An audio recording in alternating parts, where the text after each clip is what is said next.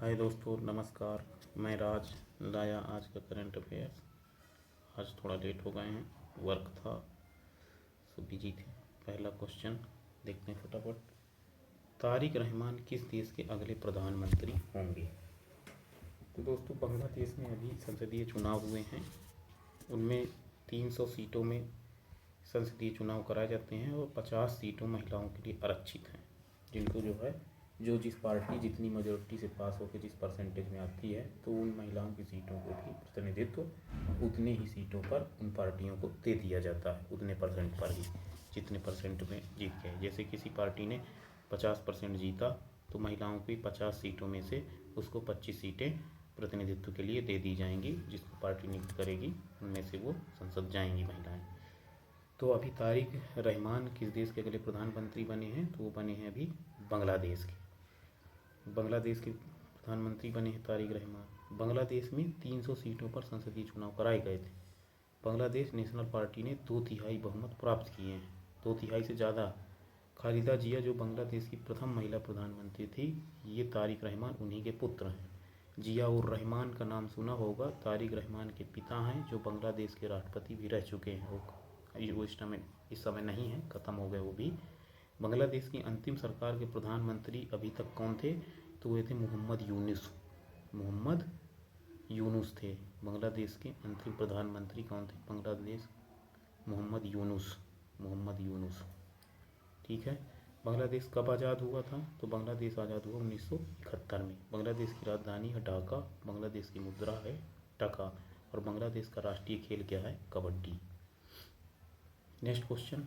हाल ही में चर्चा में रहा सेवा तीर्थ का संबंध किससे? कल पढ़ाया था सेवा तीर्थ फर्स्ट, सेवा तीर्थ सेकेंड और सेवा तीर्थ फोर्थ थर्ड के बारे में।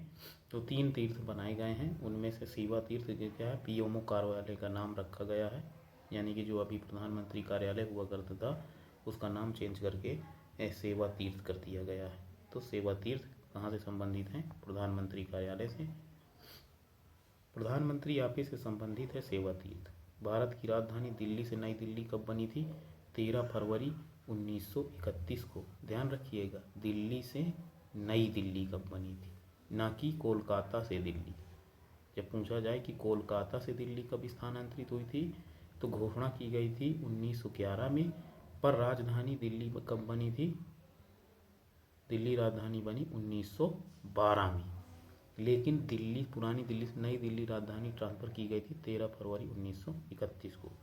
राजपथ का नया नाम क्या कर दिया गया दिल्ली में? कर्तव्य पथ। राजभवन दिल्ली के नाम क्या कर दिया गया? लोक भवन। उत्तर प्रदेश के राजभवन का क्या नाम अभी चेंज किया गया है? जनपथ। नेशनल वुमेन्स डे कब मनाया जाता है? Next question. National women's day कब मनाया जाता है? कल के भी करंट में था। 10 फरवरी को, 11 फरवरी को, 12 फरवरी को या 13 फरवरी को? तो नेशनल वुमेन्स डे कब मनाया जाता है? 13 फरवरी को। क्यों मनाया जाता है? ये मनाया जाता है सरोजिनी नायडू के जन्म दिवस पर 13 फरवरी को राष्ट्रीय महिला दिवस मनाया जाता है। कांग्रेस की पहली महिला भारतीय अध्यक्ष भी सरोजिनी नायडू रह चुकी हैं। कब? 1925 में। कहाँ अधिवेशन हुआ था? कानपुर अधिवेशन में। उत्तर प्रदेश की प्रथम महिला राज्यपाल सरोजिनी नायडू रह चुकी हैं। नाइटिंगेल ऑफ इंडिया भी सरोजिनी नायडू को कहा जाता है। इनका उपनाम नाइटिंगेल ऑफ इंडिया किसे कहा जाता है? तो सरोजिनी नायडू को। द गोल्डन थ्रेशोल्ड और the broken wings Sarojini Naidu की 2 प्रमुख पुस्तकें हैं। अंतर्राष्ट्रीय वुमेन डे मनाया जाता है 8 मार्च को। ध्यान रखिएगा, नेशनल वुमेन डे 13 फरवरी को, ठीक है, और अंतर्राष्ट्रीय वुमेन डे 8 मार्च को। रेडियो दिवस कब मनाया जाता है? 13 मार्च को, 13 फरवरी को। रेडियो दिवस कब मनाया जाता है? 13 फरवरी को। और उसी दिन आपका ये भी मनाया जाता है नेशनल वुमेन डे। नेक्स्ट। हाल ही में महिलाओं की फाइनेंशियल सिक्योरिटी के लिए स्त्री सुरक्षा स्कीम किसने शुरू की है? तो स्त्री सुरक्षा स्कीम किस राज्य की है? आंध्र प्रदेश की, केरला की, तमिलनाडु की या तेलंगाना की? तो ये स्त्री सुरक्षा स्कीम कहाँ की है? केरल की है। जो महिलाएं बेरोजगार हैं या जो ट्रांसजेंडर हैं, उनके लिए यह योजना केरल सरकार द्वारा लाई गई है।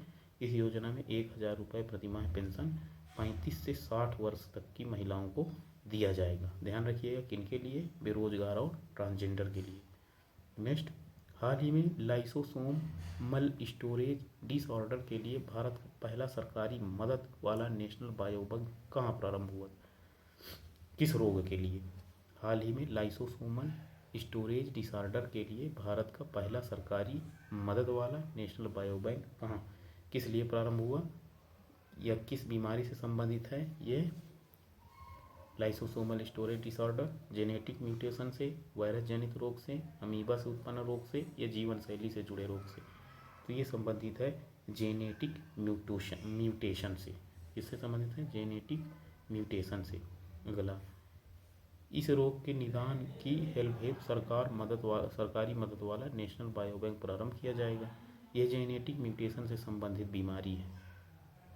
इसका इलाज बहुत महंगा होता है, इसलिए सरकार ने ऐसी व्यवस्था करी है। इस बायोबैंक को कौन हैंडल करेगा? Foundation for research in genetics, जो अहमदाबाद में है। मतलब इस बायोबैंक का हेड संचालन कौन करेगा? वो नवाज। लाइसोसोम की खोज किसने की थी? डी डुबे ने। लाइसोसोम को आत्मघाती की थैली भी कहा जाता है, आत्महत्या की थैली भी कहा जाता है। हाल ही में किसके विरुद्ध सब्सटेंसिव मोशन लाने के लिए नोटिस लाया गया है? लोकसभा विपक्षी नेता, प्रधानमंत्री, लोकसभा अध्यक्ष या राष्ट्रपति? तो लोकसभा में विपक्षी नेता यानी कि राहुल गांधी के खिलाफ सब्सटेंसिव मोशन लाने का घोषणा की गई है एक बीजेपी सांसद के द्वारा। सब्सटेंसिव मोशन बीजेपी नेता निशिकांत दुबे के द्वारा लोकसभा में लाने का दावा किया गया। क्यों लाया जाएगा? कि उन्होंने आरोप लगाया कि एंटी नेशनल ताकतों से मिले होने का दावा किया है कि राहुल गांधी एंटी नेशनल ताकतों से मिले हुए विदेश में जाते हैं और इंडिया के खिलाफ तरह तरह के बयान देते हैं, इसलिए ऐसा निशिकांत दुबे जी ने दावा किया है और उनके खिलाफ ऐसा मोशन लाने की घोषणा की है। हाल ही में मंड वोल्केनो का विस्फोट कहाँ हुआ है? ये मड जो है ज्वालामुखी का विस्फोट कहाँ हुआ है? पुडुचेरी में, अंडमान निकोबार में, मन्नार की खाड़ी में, कच्छ के रण में। तो ये हुआ है कहाँ पर? अंडमान निकोबार में। यह डिगलीपुर अंडमान निकोबार में मड ज्वालामुखी का विस्फोट हुआ है। भारत का सक्रिय ज्वालामुखी कौन सा है? बैरन। कहाँ पर है? अंडमान निकोबार में। नेक्स्ट क्वेश्चन, हाल ही में भारत ने कंबाइंड टास्क फोर्स 154 की पहली कमान संभाली है। इसका मुख्यालय कहाँ है? यूएई में, ओमान में, बहरीन में और इराक में। ये कहाँ है? बहरीन में। कल के क्वेश्चन में भी मैंने पढ़ाया था। मल्टीनेशनल ट्रेनिंग टास्क फोर्स 47 देश की नेवी शामिल है इसमें। तो मल्टीनेशनल ट्रेनिंग टास्क फोर्स में कितने देशों की नेवी शामिल है? ये नेवी शामिल है आपकी 47 देश की। 2000 में इस फोर्स की स्थापना की गई थी। इसका मुख्यालय बहरीन में है और उद्देश्य क्या है? समुद्री लुटेरों से जहाज़ों की रक्षा करना और जो ड्रग्स हैं उनका भी सप्लाई को रोकना। हाल ही में चर्चा में रहे तुलबुल नेविगेशन प्रोजेक्ट का संबंध किससे है? सिक्किम से, हिमाचल प्रदेश, लद्दाख या जम्मू कश्मीर? तो तुलबुल परियोजना कहाँ है? जम्मू कश्मीर में। किस नदी पर है? झेलम नदी पर। बुलर बैराज कहाँ है? झेलम नदी में है, ये जम्मू कश्मीर में स्थित है। बगलिहार, दुलहस्ती, सलाल, पक्कलडूम ये कहाँ है? चेनाब नदी में है। पूरी परियोजना किस में है? झेलम नदी में। हाल ही में आर्कटिक सेंट्री मिशन किसने लॉन्च किया है? आर्कटिक सेंट्री मिशन किसने लॉन्च किया है?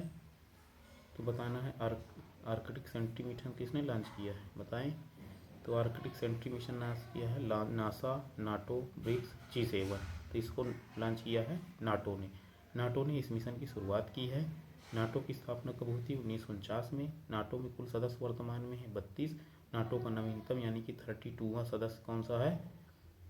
ये बना है आपका स्वीडन। नाटो के हेड वर्तमान में है सैचगुट। अगला, पीएनबी ने भारतीय सेना के सम्मान में सोल्जर थान 2026 की घोषणा की है। तो इस प्रकार आपके ये 11 क्वेश्चन कंप्लीट। इसी तरह की डेली अपडेट पाने के लिए हमारे चैनल को सब्सक्राइब करें और हमारे साथ कंटिन्यू बने रहें।